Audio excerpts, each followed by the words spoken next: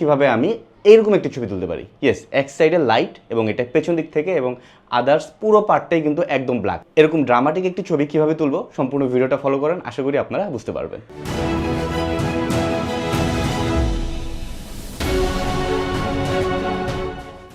প্রথমে চলে আসি ক্যামেরাতে। এটা হচ্ছে আমার ক্যামেরা সনি A7 IV, সাথে 85mm লেন্স, যেই লেন্সটা পোর্ট্রেট ফটোগ্রাফির জন্য খুবই জোস। আর সাথে একটি ট্রিগার ইউজ করছি। লাইট হিসাবে আমি গডক্সের V8603S এই ফ্ল্যাশটা ইউজ করছি। গডক্সের একটি সফটবক্স ইউজ করছি। সো প্রথমেই আমি এই ফ্ল্যাশটাকে সফটবক্সের সাথে অ্যাটাচ করে দেব। অ্যান্ড দেন আমি যেখানে বসেছি তার ঠিক পেছনে এক সাইড থেকে লাইটটাকে আমার পেছনের দিক থেকে আমার ফেসের দিকে টার্গেট করেছি।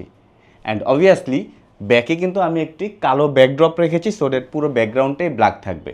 এছাড়া আর কোনো লাইট সোর্স আমার এই ছবিতে ইউজ হবে না। সো এই মুহূর্তে আপনারা দেখতে পাচ্ছেন আমার ক্যামেরা সেটিং রয়েছে ISO 160, অ্যাপারচার 1.8 আর শাটার স্পিড 125। অ্যান্ড ওইখানে ফ্ল্যাশের পাওয়ার রয়েছে 1/4।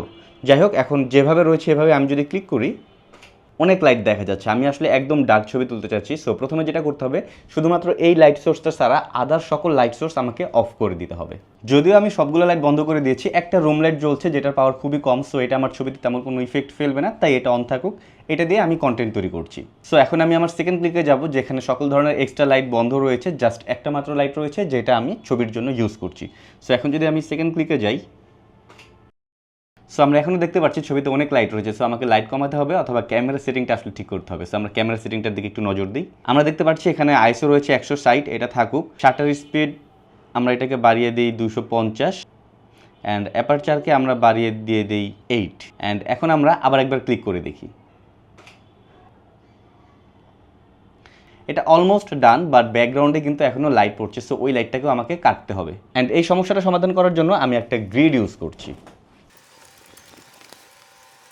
অলসো লাইটটাকেও আমি একটু প্লেসমেন্টটা চেঞ্জ করে নিচ্ছি। সো চলুন আমরা আবার একবার ক্লিক করে দেখি।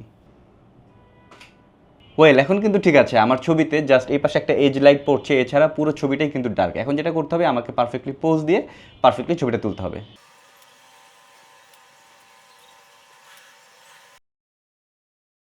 ওকে, পারফেক্টলি ডান। তো এভাবেই কিন্তু শুধুমাত্র একটি লাইট দিয়ে আমি ঘরে বসে ড্রামাটিক ছবি তুলতে পারি একদম লো লাইটে।